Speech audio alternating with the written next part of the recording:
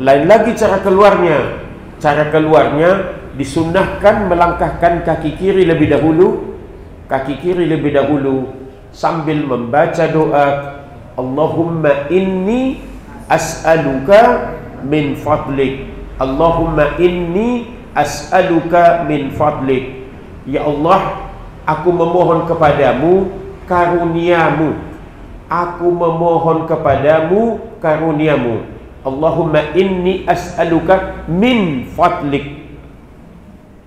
Kalau begitu, kita meminta dua hal yang berbeda.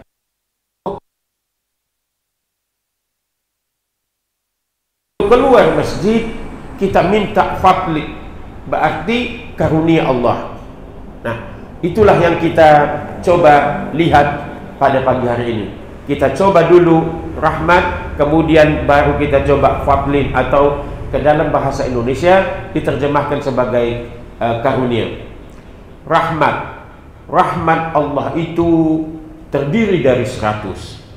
Dari 100 rahmat Allah itu baru diturunkan ke muka bumi ini baru 1 rahmat Allah. Sisanya rahmat Allah yang 99 rahmat Allah itu nanti diberikannya di akhirat.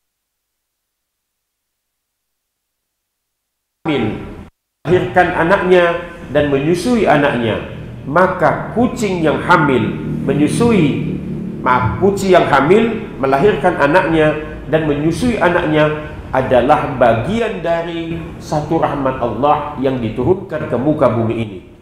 Apalagi rahmat Allah itu sepenuhnya kewenangan Allah, sepenuhnya otoritas Allah. Apalagi mengenai rahmat itu jangkauannya fid dunya wal akhirah, dari dunia sampai akhirat. Alhamdulillah, sekarang kebetulan Pak Rahmatnya ada bersama kita. Alhamdulillah, Masya Allah, luar biasa. Wah, ada Pak Rahmatnya bersama kita. Maka dapat ya.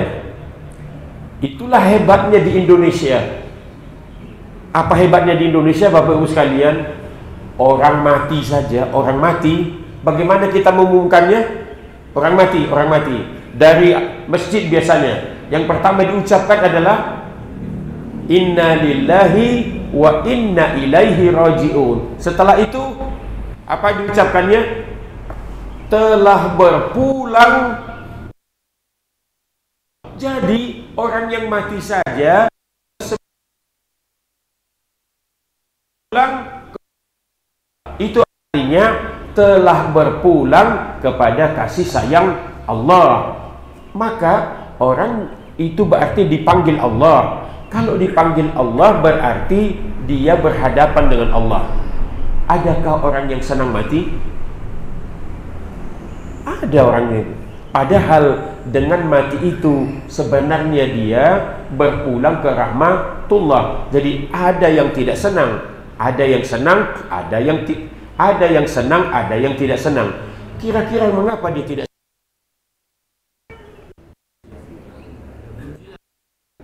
Belum siap, berarti sebenarnya belum cukup, bekalnya belum cukup. Rasulullah sallallahu alaihi wasallam bersabda, man ahabba liqa'allahi ahabballahu liqa'ahu. Barang siapa yang suka senang bertemu Allah, maka Allah pun senang bertemu dengannya. Man kariha liqa'allahi karihallahu liqa'ahu. Barang siapa yang tidak senang, tidak suka bertemu dengan Allah, maka Allah pun tidak senang bertemu dengannya. Oleh karena itu, selagi kita hidup di dunia ini, kita siapkan bekal yang cukup supaya kita senang bertemu. Mengenai rahmat dulu. Kita masuk surga, salah satu persyaratannya innal ladzina amanu wa amilus solihati kanat lahum jannatul firdausi nuzula. Jadi persyaratannya beriman dan beramal soleh. Tapi Nabi Muhammad sallallahu alaihi wasallam bersabda, la yudkhilu ahadam minkum amaluhu al jannah wa la yujiruhu minan nar wa la ana illa birahmatin minallah. Tidak ada satu amalan seorang manusia pun yang dapat mengantarkannya masuk surga, dan tidak ada satu amalan apapun yang sanggup mengeluarkan manusia dari neraka. Tidak juga aku, kata Nabi Muhammad, kecuali dengan rahmat Allah. Maka kita masuk surga di atas iman dan amal soleh kita, ada rahmat Allah. Jadi kita masuk surga itu dengan rahmat Allah. Pertanyaannya sekarang, bagaimana caranya kita mendapatkan rahmat Allah? Ayatnya berbunyi, wa atiullaha war rasula la'allakum tuflihun. Tunduk patuh kepada Allah dan Rasul agar kamu mendapatkan rahmat. La'allakum turhamun, agar kamu menjadi orang yang bertakwa. La'allakum tattaqun, agar kamu menjadi orang yang bersyukur. La'allakum tashkurun, agar kamu menjadi orang yang beruntung. La'allakum tuflihun, agar kamu menjadi orang yang tetap dalam kebenaran. La'allakum tahsudun. Wa idza sa'alaka ibadi anni fa inni qarib ujibu da'watad da'i idza da'an falyastajibu li wal yu'minu bi la'allahum yarshudun. La'alla. Sudah pernah kita bahas sebelumnya, jadi sekarang kita bahas rahmat dan karunia, fadlin. Jadi kita selesai dulu rahmat, kita berpindah sekarang kepada karunia, fadlin. Bapak dan Ibu yang saya hormati, setiap hari Jumat ada khotib yang suka membaca, atau imam suka membaca surah Al-Jum'ah. Surah Al-Jum'ah ayat 10 itu berbunyi, a'udzubillahi minasyaitonirrajim, fa idza qudiyatis salatu fantasiru fil ardi wabtaru min fadlillahi dzkurullaha la'allakum tuflihun. Apabila nanti telah dilaksanakan sholat Jumat, maka bertebaranlah kamu di muka bumi ini untuk mencari karunia Allah. Ingatlah Allah banyak-banyak agar kamu menjadi orang yang beruntung. Jadi lihat kalimatnya, setelah sholat Jumat kita tidak diperintahkan untuk tidur. Setelah sholat Jumat kita tidak diperintahkan untuk bermalas-malasan. Setelah sholat Jumat kita tidak diperintahkan ongkang-ongkang kaki, tapi kita diperintahkan oleh Allah bertebaran di muka bumi ini dalam rangka mencari karunia Allah. Kalau begitu karunia harus dicari. Tidak mungkin Anda mendapatkan karunia Allah kalau Anda tidak bekerja. Petani tidak mungkin dia memanen padi kalau dia tidak menanam padi. Seseorang tidak mungkin menjadi dokter kalau dia tidak belajar di fakultas kedokteran. Belajar dia di fakultas kedokteran, dia belajar matematika, fisika, kimia, bahasa Inggris, anatomi, obat-obatan. Hampir 10 semester dia. Kemudian setelah 10 semester itu, insya Allah mudah-mudahan dia berhasil menjadi dokter. Maka untuk menjadi dokter itu perlu keluar keringat, perlu keluar tenaga, perlu keluar uang, perlu keluar biaya, dan perlu keluar semuanya. Jadi apa bedanya? Kalau rahmat itu tadi sepenuhnya karunia Allah, sedangkan karunia itu untuk mendapatkannya kita harus bekerja ulet, keluar tenaga, keluar uang, keluar pikiran, dan semuanya. Oleh karena itu saya sekarang bertanya kepada Ibu, dari segi bahasa, mana yang tepat kalimatnya? Yang pertama,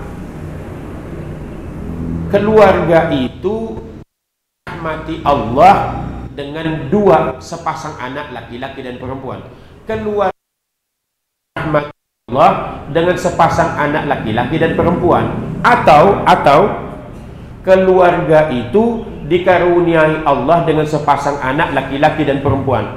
Dari segi bahasa, mana dua kalimat itu yang lebih tepat? Dua. Ada Rahmat, ada Pak Rahmat, karena yang menjawabnya Pak Rahmat. Seorang tidak mungkin pasangan suami istri mendapatkan keturunan apabila istri tidak kepada istrinya. Dia harus bekerja, pancing tulang mereka, bisa malam, bisa siang, bisa pagi, ya tergantung mereka. Sedangkan mereka berjuang mati-matian suami istri pun belum tentu dapat. Dia harus bekerja dulu. Jadi terangkan ya, kan suami istri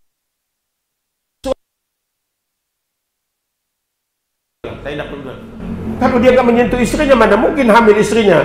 Jadi mereka harus bekerja mantap, bekerja keras, giat, bekerja keras. Kalau nggak kan nggak dapat.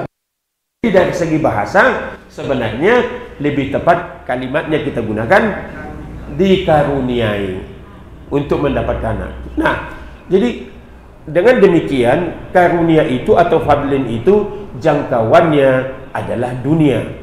Untuk mendapatkannya kita harus bekerja dan mengeluarkan tenaga, mengeluarkan pikiran, mengeluarkan biaya. Kita umat manusia membutuhkan Allah dan membutuhkan karunia Allah.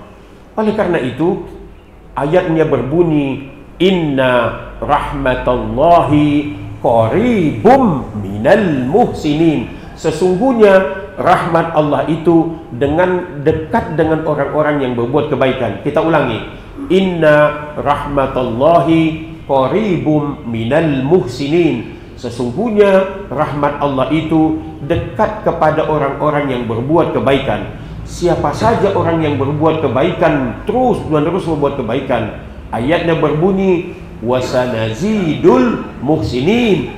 Allah menambah karunia-Nya kepada orang-orang yang berbuat kebaikan. Berbuat kebaikan. Kalau kita pergi ke Batu, maka setelah kampus UMM 3 kita bertemu pintu gerbang perbatasan Kota Malang dengan Kota Batu. Setelah pintu gerbang itu, di sebelah kirinya kita ketemu dengan kantor catering Niki Echo. Di sebelahnya kita ketemu, dan tidak jauh dari situ ada kampus UIN 2. Nah, di sebelah kiri itu ada seorang bapak. Saya datangi. Rupanya dia budidaya anggrek. Saya tanya bapak, Pak, ini kok ada logo UMM, ada logo UB, ada logo UM ada di sini. Mengapa kok ada logo ini? Dia bilang, mahasiswa banyak yang magang bekerja di sini. Lihat jawabannya. Saya beri mereka ilmu. Saya ajar mereka, saya kasih mereka uang saku, saya kasih mereka pemondokan selama berbulan-bulan mereka belajar di sini. Mula-mula tanah saya 1 kotak ini, lama-lama ini punya saya, semuanya punya dia. Sini, apabila orang berbuat baik, maka Allah akan menambah karunia kepadanya. Mula-mula tanahnya sedikit, sekarang tanah itu hampir semua tanah di belakang itu miliknya. Ini salah satu contoh orang yang berbuat kebaikan. Di Saujajar, beberapa hari sebelum dia meninggal, ada orang menyumbangkan 2 kilogram emas. Orang biasa, bukan orang yang kelihatannya tampak bertakwa, sholat biasa, orang biasa saja. Tidak lama dia pulang ke rahmatullah. Dua-duanya kita memerlukan rahmat Allah dan kita memerlukan karunia Allah. Dan sekarang kita tambah lagi mengenai cerita Rahman. Dalam peristiwa atau dalam kisah Ashabul Kahfi, sejumlah pemuda masuk ke dalam gua, lalu mereka terkunci di dalam gua itu. Apa yang mereka ucapkan sehingga mereka bisa keluar dari gua itu?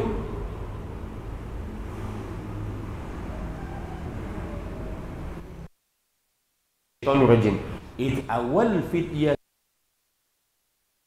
qalu rabbana atina min ladunka rahmah wa hayyi lana min amrina rasada.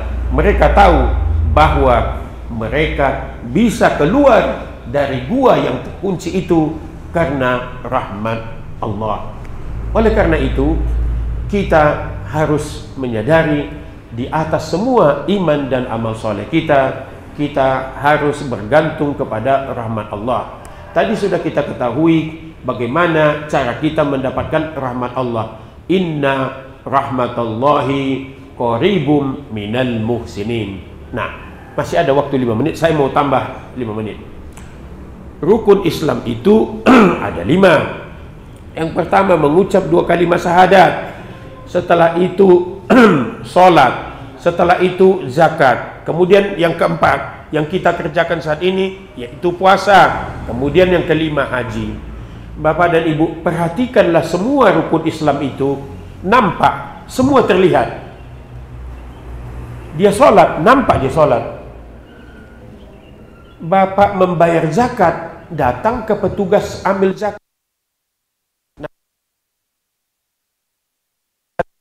Zakat mal, zakat fitrah, nampak. Zakat nampak, sholat nampak, dia tidak sholat nampak.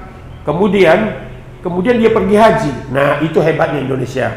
Satu orang yang pergi haji, 3 RT yang mengantarkannya. Nampak semuanya. Jadi rukun Islam itu secara lahir nampak atau kelihatan. Pak ya, saya mau tutup dengan ini. Nah, sekarang berikutnya yang iman. Rukun iman ada 6. Kemudian beriman kepada Allah, beriman kepada malaikat, kemudian beriman kepada Rasul, kemudian beriman kepada kitab, kemudian hari kiamat, kemudian qada dan qadar. Tidak ada yang kelihatan. Dia beriman kepada Allah, tidak kelihatan. Beriman kepada malaikat, dia tidak kelihatan. Hampir semua tidak kelihatan. Jelas Bapak ya? Kalau rukun Islam lahiriah kelihatan, sedangkan rukun iman tidak kelihatan. Rukun Islam dan rukun iman. Jawa Timur terkenal, khususnya Jawa Timur terkenal dengan penghasil buah mangga, yaitu mangga Probolinggo. Saya bertanya kepada Bapak Ibu, pohon mangga yang Bapak Ibu lihat itu, apakah Bapak dan Ibu melihat akar pohon mangga yang terhunjam masuk ke dalam bumi? Tidak kelihatan. Itulah rukun iman, itulah tauhid, itulah dia tidak kelihatan. Jelas Bapak Ibu ya? Tidak. Nah, batangnya yang menjulang tinggi ke angkasa, kelihatan batangnya menjulang tinggi ke angkasa, itulah rukun Islam. Jadi apa yang ingin kita perlihatkan sekarang, ingin saya tunjukkan, apabila kita menanam pohon, dan ini pengalaman pribadi juga, menanam 7 pohon mangga. Di antara 7 pohon mangga ini, 2 di antara pohon mangga itu tidak menghasilkan buah sama sekali. Sedangkan 5 pohon mangga yang lainnya menghasilkan buahan yang bagus, manis, dan tidak ada yang busuk.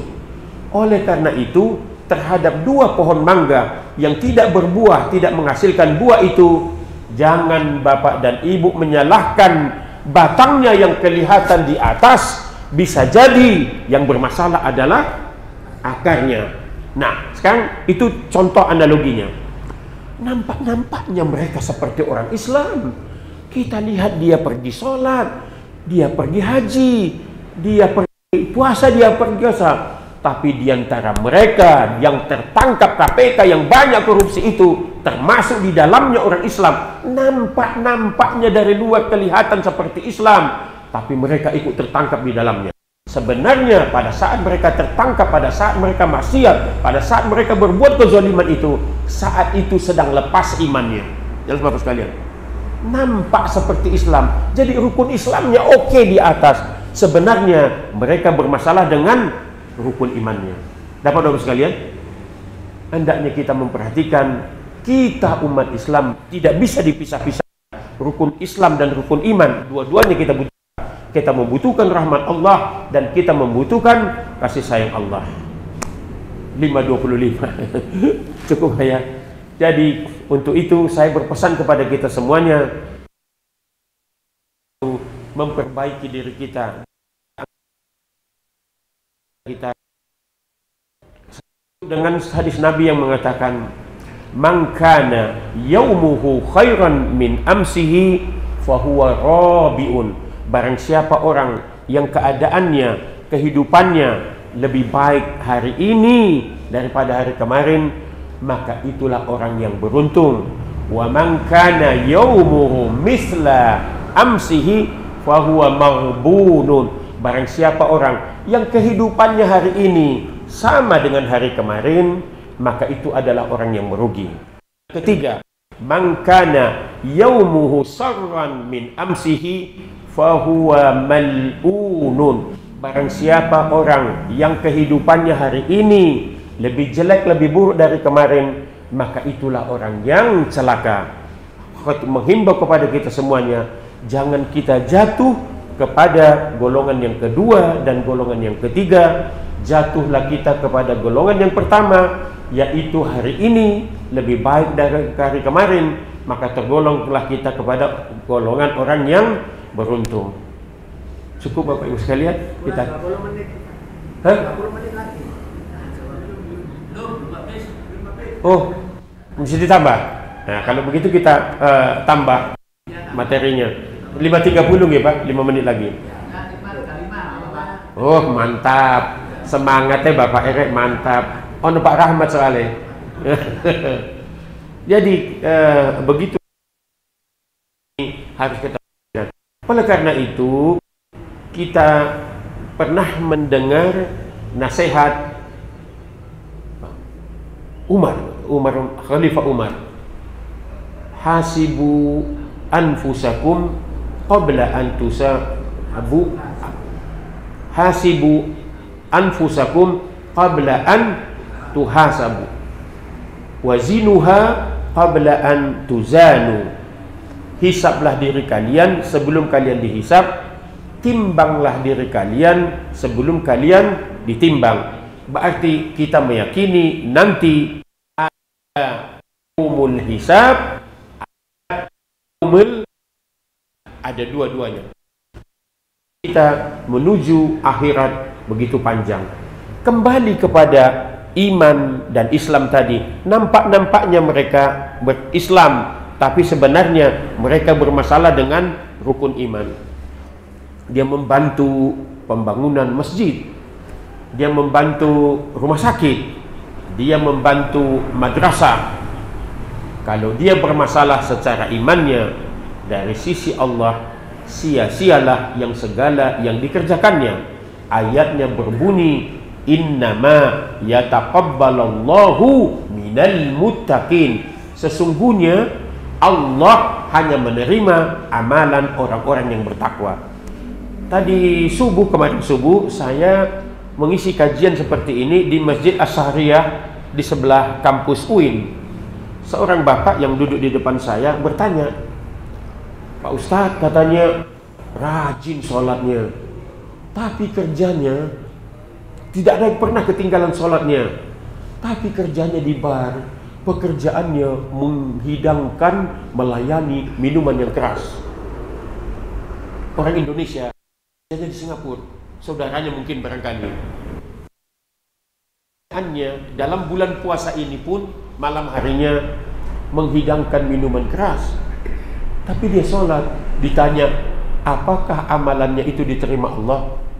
Sekarang kita tanya, ini masalah rukun Islam apa rukun iman itu?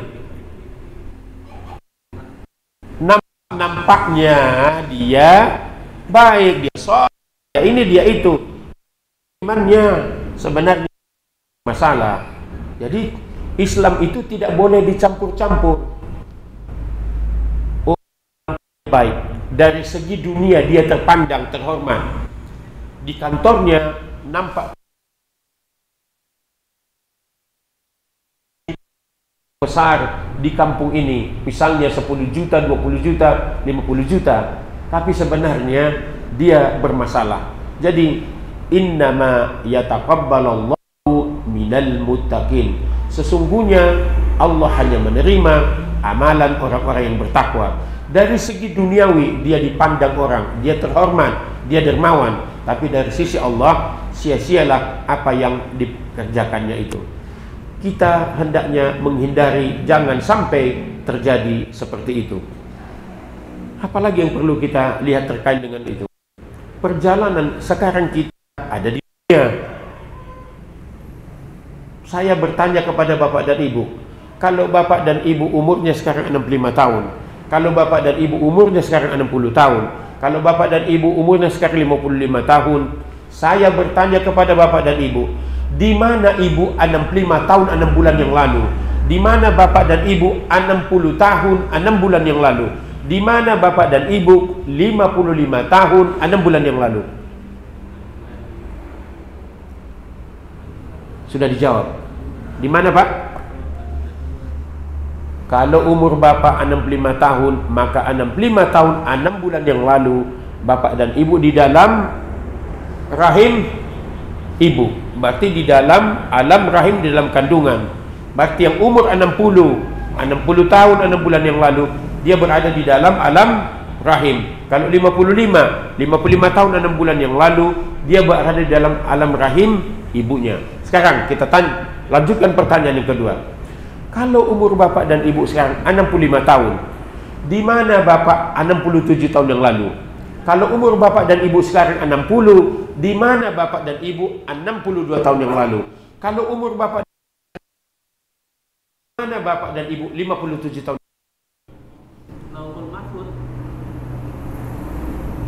Laupun tadi, sekarang bapak di alam, sekarang kita di alam dunia. Tadi sudah dijawab sama bapak, di mana anda 55 tahun 6 bulan yang lalu, sudah dijawab. Sekarang di alam dunia, sebelumnya di alam rahim 55 tahun 6 bulan yang lalu. Pertanyaannya, di mana anda 57 tahun yang lalu? Alam roh. Alhamdulillah. Jadi sekarang ini kita di alam dunia. Sebelum di alam dunia, kita berada di dalam alam rahim. Sebelum di alam rahim, kita berada di alam roh. Jadi saat ini kita sedang menjalani kehidupan di alam dunia. Nah, Allah memberikan batas umur kepada kita. Maka dengan alam dunia ini, perjalanan kita berikutnya adalah ke alam barzah atau alam kubur. Kemudian berarti di alam kubur, semua para mujahidin, semua pahlawan kemerdekaan Indonesia, semua orang tua kita, semua yang telah meninggal itu masih menunggu di dalam kubur, menunggu sampai dibunyikan hancurlah alam semesta.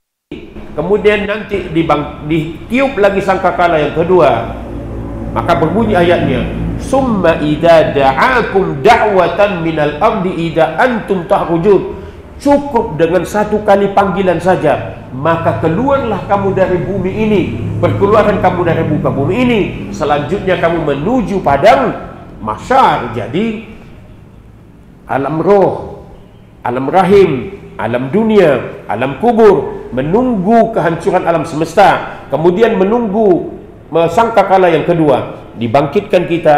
Maka dibangkitkan kita menuju padang mahsyar. Berarti kita sampai di alam, namanya alam akhirat. Jelas Pak ya? Sampai kita di alam akhirat. Maka semua kita dari dibangkit menuju padang mahsyar, tidak ada satu orang pun yang tahu bagaimana caranya jalan menuju dari kebangkitannya itu menuju padang mahsyar. Ada orang yang sampai ke padang mahsyar secepat kilat, ada orang yang berlari cepat, ada orang yang berjalan pelan sekali, ada orang yang berjalan terseok-seok dengan memakai wajahnya ini sebagai kakinya. Akhirnya sampai di ke padang mahsyar. Dikumpulkanlah kita semua di padang mahsyar. Dikumpulkan semua umat Nabi Muhammad, dikumpulkan di situ. Umatnya Nabi Musa dikumpulkan, umatnya Nabi Isa dikumpulkan, umatnya Nabi Nuh, semua nabi-nabi dikumpulkan umatnya, berkumpullah di padang mahsyar. Matahari begitu dekatnya sejengkal di atas kepala kita, maka semua orang yang menunggu itu berkeringat, berpeluh. Ada yang keringatnya setinggi mata kakinya, ada yang keringatnya selututnya, ada yang sepinggangnya, ada yang sehidungnya, hampir menenggelamkannya. Matahari begitu dekatnya di atas kepalanya. Dan pada waktu kita di padang mahsyar itu, melihat yang dekat sama dengan melihat yang jauh. Itu berarti kalau saya melihat seseorang, saya bisa melihat orang yang ada di Jusari. Saya bisa melihat lawang. Melihat yang dekat sama dengan melihat yang jauh. Kita di situ. Menurut hadis yang sahih, kita menunggu di padang mahsyar selama 50.000 tahun.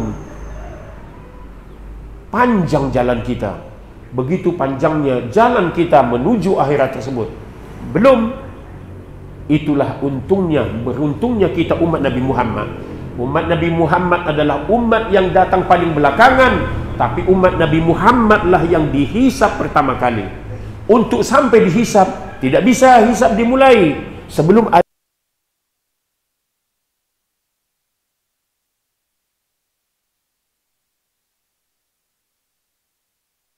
Tapi sebelum hisab dimulai, ada yang namanya syafaat.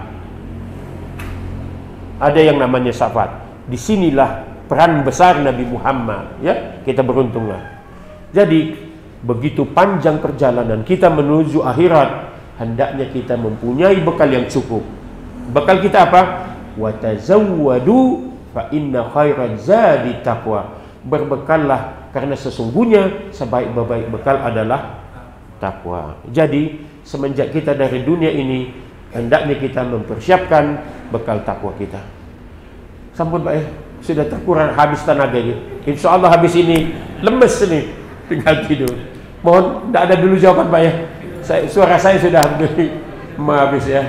Kita tutup dengan doa kafaratul majlis. Subhanakallahumma wa bihamdika asyhadu an la ilaha illa anta astaghfiruka wa atubu ilaik. Wabillahi taufiq wal hidayah. Wassalamualaikum warahmatullahi wabarakatuh.